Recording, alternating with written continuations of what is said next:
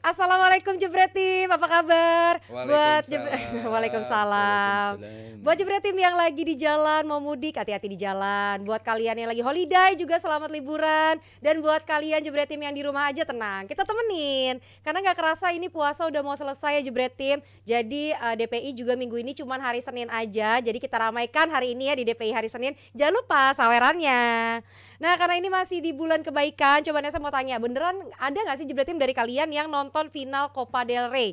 Nah coba ya, ini kan Athletic Bilbao akhirnya menang dan nggak ada Barca, nggak ada Madrid, mungkin aja di Indonesia ini nggak terlalu banyak yang nonton ya karena nggak ada mereka. Tapi yang nonton coba kalian komen-komen seseru apa sih finalnya kemarin. Nah kalau buat yang nggak sabar ngomongin serunya Liverpool MU, sabar, tahan dulu. Dan sebelum hari ini didominasi ya DPI sama Habibi yang ada di sini.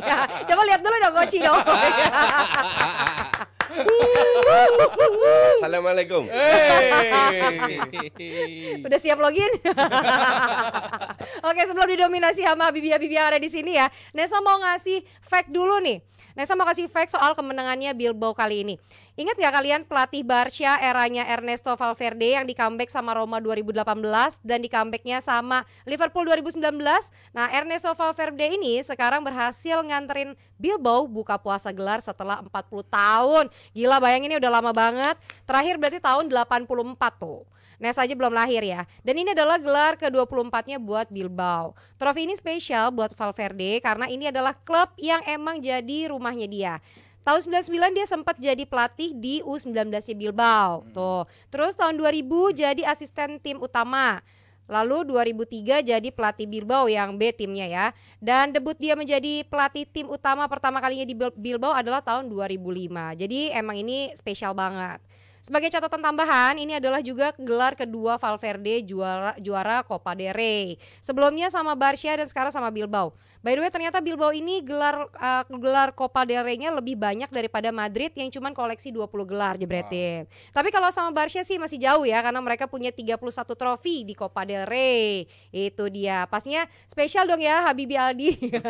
Pastinya spesial banget. Dan yang mungkin yang paling bisa menceritakan seberapa spesialnya Bilbao ini bisa sampai juara dan apa artinya bagi mereka, bagi publik San Memes, mungkin Mas Haryo yang hari ini udah siap banget putih-putih sama kayak Mas Haryo, Koci. Gimana Mas Haryo? Apa penting dan juga dampak bagi Bilbao mereka juara Copa del Rey?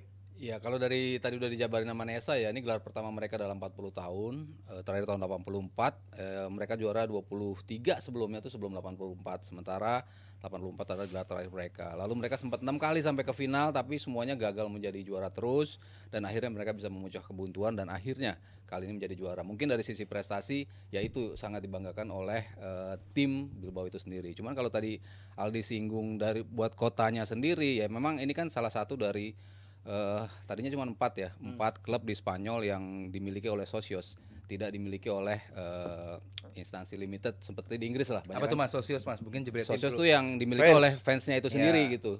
Barcelona, Real Madrid, Bilbao salah satunya dan tadinya Osasuna juga masuk ke situ. Cuman Osasuna akhirnya memberikan ngejual itu ke third party. Jadi bukan lagi pemiliknya Socios. Jadi cuma 3 besar dan mereka juga menjadi salah satu juga tim yang belum pernah terdegradasi juga di La Liga.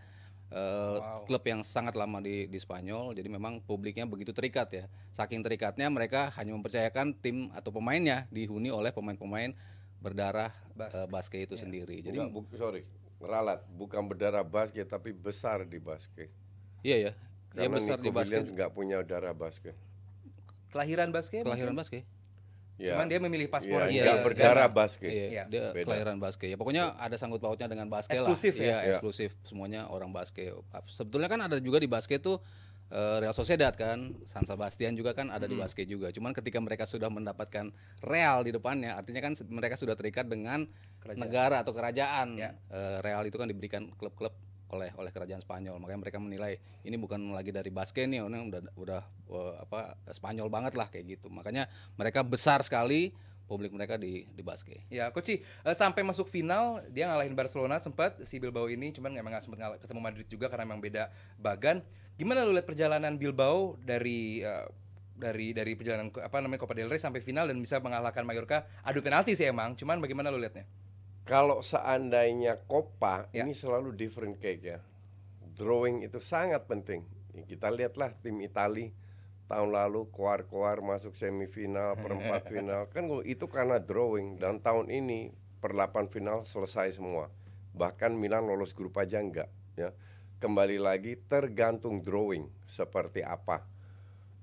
ATM atau Dortmund kalau ketemu City atau Madrid selesai juga. Tapi kedua tim ini ketemu dan salah satu akan lolos ke semifinal. Apakah mereka hebat? Ya mereka nggak jelek, tapi nggak sehebat itu, ya. Nah, Bilbao sama. Kalau Bilbao mengalahkan Barca nggak heran juga. Barca emang lagi tahun ini bapuk banget, ya kan? Terutama di awal musim sampai let's say 7 match Itu kan terakhir extra lah. time juga kalahnya, Ya. kan? Dan mengalahkan, ya oke lah. Sekali-sekali tim-tim kayak gini menang oke lah, biar nggak Madrid Barca terus. Biar nggak bosen Coach ya. Biar nggak bosen. Nah, Jadi Unai ya, Simon, Mas Haryo, dia Ya. pemain yang reguler di timnas Spanyol. Terus kayak nampak lo kok pemain reguler di timnas tapi kok bukan miskin lagi ya, kayak jarang dapat gelar gitu. Dan apakah kemenangan atau dapatnya gelar si Copa del Rey ini mampu sedikit menaikkan pamor si Unai Simon mungkin nanti di atas bahas atau di bursa transfer Spanyol?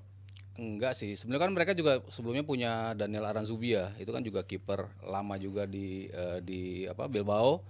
Dia juga selalu menjadi kiper ketiga sih, karena tadi kan satunya ada Casillas, ada Victor Valdes, nomor tiganya selalu si Daniel Aranzubia itu. Emang mereka selalu mengeluarkan kiper-kiper yang berkelas lah. Kepa Arrizabalaga juga Iya, dari Bilbao juga. Emang banyak pemain-pemain berkelas gitu. Cuman kalau lo tanya kenapa kiper Spanyol munculnya dari Bilbao, karena memang gaya main dia memang cocok dengan Spanyol. Cuman kalau kita lihat lagi, banyak juga kan kiper-kiper bukan dari klub besar juga kan. Inggris Pickford yang main kan. Maksudnya bukan melulu juga menjadi kiper utamanya juga. Jadi gua rasa nggak masalah juga dia main di mana selama pelatih suka dengan gaya dia, terutama dalam possession play itu ya. Yang itu yang sekarang dimiliki oleh Unai Simon. Gaya build up dari belakang, Ya. itu yang dimiliki, yang disukai sama timnas pelatih nggak, Spanyol. gue koreksi dikit ya. Ya. Lu bilang dia reguler main di timnas Spanyol, untuk gue itu nggak relevan. Oke. Karena yang relevan adalah kompetitor lu siapa aja yang main di timnas Spanyol. Sanchez. Dulu kan De Gea, Ya. sekarang mediocre semua, termasuk ke Raya Sanchez, you name it, mediocre semua. Jadi bahwa dia bisa main di timnas Spanyol bukan berarti dia adalah kiper hebat. Oke, kembali lagi ke selera pelatih. Ya kita lihat juara dunia Argentina, lihat aja yang main, bek kirinya siapa, ini siapa, ngerti nggak? Ya, materi pemain Spanyol Ya, emang. Tergantung posisinya seperti apa. Apakah dia bisa jadi bukan karena dia masuk timnas Spanyol atau karena dia juara di Argentina atau pemain hebat semua, enggak juga. Ya. Kan? Jadi kita harus lihat lebih. Nah, in this case Unai Simon untuk gue sih kiper yang mediocre. Ya. Terlalu Cuman banyak blunder. Kalau sekarang ya termasuk yang paling bagus. Maksudnya kan di Spanyol Ya, siapa? karena De Gea udah. Iya, De Gea. gua nggak tahu Melawan nih. De Gea pun gue tetap megang Simon dibanding De Gea. Ya, De Gea sekarang ya kayak dia nggak punya klub, mau gimana lagi. Iya, kan? bahkan di Piala Dunia kemarin pun kan banyak yang ramean juga Ya, kan. karena De Gea memang, tapi kalau kita bisa 3-4 tahun De Gea yang 3 tahun 4 tahun yang lalu, ya jelas iya. De Gea. Jadi mungkin nggak Raya bakal mencuri peran dari Unai Simon di timnas Raya Spanyol? untuk gue sih biasa banget. Oh ya? He's too small untuk kiper hebat. Reach-nya? Ya. Reach-nya kurang. Kiper hebat itu kan levelnya Courtois, Ya. Oblak, Neuer di masanya, Donnarumma juga agak menurun tapi still kiper hebat. Buffon. Sure. ya. Buffon ya kan, Raya is just too small untuk menjadi kiper hebat. Oke, biar nampak hebat juga kayaknya ada merchandise dari Bener. Jebret Media yang bisa Bener dimiliki sama banget. Jebret Team. Jebret Team, jadi kalian bisa banget ya dapetin merch dari spesial banget dari Jebret Media Store. Seperti kita ada t-shirtnya Login FC, terus juga ada topi Batai Nguyen FC. Jadi kalau kalian mau dapetin merch spesial dari kita, caranya gampang, langsung aja kalian klik link di deskripsi.